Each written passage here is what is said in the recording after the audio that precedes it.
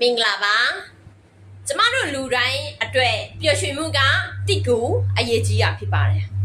ကျမတို့ပျော်ရွှင်တဲ့အခါမှာကျမတို့အလုပ်တစ်ခုလုပ်လိုက်ရင်ကျမတို့ရဲ့စိတ်ထားကအမြင့်ဆုံးဖြစ်နေတဲ့အတွက်ကြောင့်မို့ဒီအလုပ်ကိုကျမတို့ကပျော်ရွှင်စွာပြီးသွားတယ်ပျော်ရွှင်စွာနဲ့ကျမတို့ကစိတ်ထားအမြင့်ဆုံးနဲ့ကျမတို့ကလှုပ်ဆောင်နိုင်တယ်ဆိုရင်ဒီအလုပ်ကမြန်မြန်လဲပြီးသွားမယ်ပြီးတော့အကျိုးအမြတ်လဲပူပြီးမှရရှိမှာဖြစ်ပါတယ်ပျော်ရွှင်မှုတွေကကျမတို့ကိုပူပြီးမှအကျိုးအမြတ်တည်ပေးနိုင်တယ်ကျမတို့မပျော်ရွှင်တဲ့အချိန်မှာလုပ်တဲ့အလုပ်ကပြီးသွားပေမဲ့ဒီအလုပ်ကဘလို့ပြီးသွားမှမသိဘူးတခါတလေမားရွေးမှုတွေအများကြီးရှိတယ်ပြီးတော့ဒီအလုပ်ပြီးသွားတာကျမတို့လည်းဘာမှမသိရဘူးအကျိုးအမြတ်လည်းမရှိဘူးဒါကြောင့်မို့ကျမတို့လူတိုင်းအတွက်ပျော်ရွှင်မှုကတိတ်အရေးကြီးတာဖြစ်ပါတယ်ပျော်ရွှင်မှုကကျမတို့ရဲ့ရေမှန်းချက်တော့မဟုတ်ဘူးဒါပေမဲ့ဒီပျော်ရွှင်မှုကကျမတို့ရဲ့ဘဝကောင်းမွန်စွာနေသွားနိုင်ဖို့ကိုဒီပျော်ရွှင်မှုက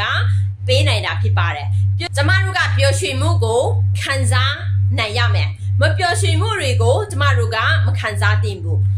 ဘာဖြစ်လို့လဲဆိုရင်ထောင်ပေါင်းများစွာတော့လပတဲ့အကျိုးအကြောင်းတွေကနဲ့ကျမတို့က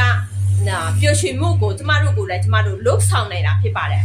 ဒါကြောင့်မို့ကျမတို့အနည်းစုတော့မပျော်ရွှင်မှုတွေကိုမစဉ်းစားဘဲနဲ့ထောင်ပေါင်းများစွာတော့လပတဲ့အကျိုးအကြောင်းတွေကိုရှာပြီးမှကျမတို့ပျော်ရွှင်အောင်နေတတ်ရမှာဖြစ်ပါတယ်ကျမတို့ကပျော်ရွှင်နေတယ်ဆိုရင်ကျမတို့ရဲ့ပျော်ရွှင်မှုဟာကျမတို့အတွက်အကောင်းဆုံးတော့အလားပင်ခြင်းဖြစ်ပါတယ်ကျမတို့ကမပျော်ရွှင်နေဘူးဆိုရင်ကျမတို့မျက်နှာဘလောက်ပဲပြင်ထားကျမတို့ကိုမြင်ရတဲ့လူတွေတောင်မှစိတ်မချမ်းသာပဲသူတို့ကစိတ်မပျော်ရွှင်ပဲစိတ်ကျဉ်းကြ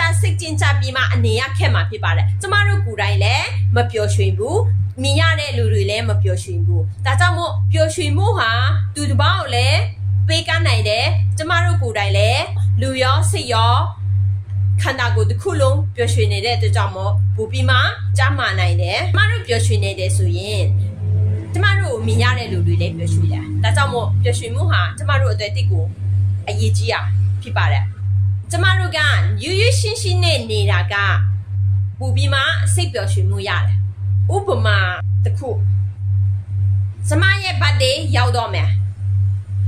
ကျမကဒီ birthday ကိုပါတီအကြီးလုပ်ချင်တယ်ဒါပေမဲ့ဒီပါတီလုပ်ဘူးကျမမှာငွေလုံလောက်မှမရှိဘူး